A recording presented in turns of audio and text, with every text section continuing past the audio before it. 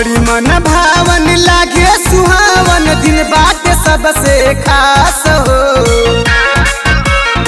सुनतारू बड़ी मन भावन लागे सुहावन दिन बाटे सबसे खास हो। सजा के रख पूजा के थाली आवती बाड़े गुरु रविदास हो।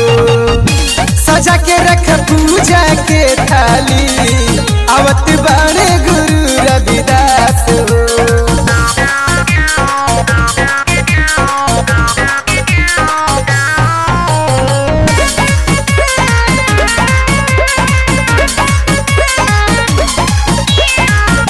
जय जय करे पूरा दुनिया जहानवा सबे लोग पूजत बाटे गुरु के चरणवा। सुनतारू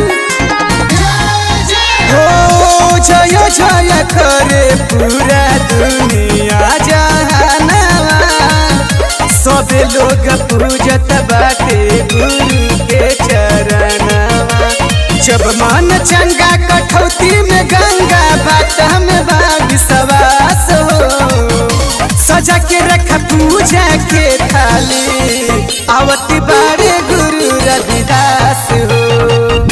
सजा के रख पूजा के थाली आइल बाड़े गुरु रविदास हो।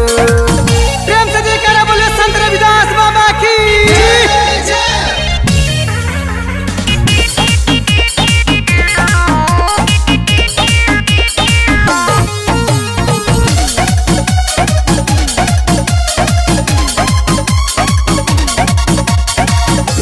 अनिल दीवाना के सगरू गाना बजतावे नाचे पूरा गौमा जो माना झूमतावे।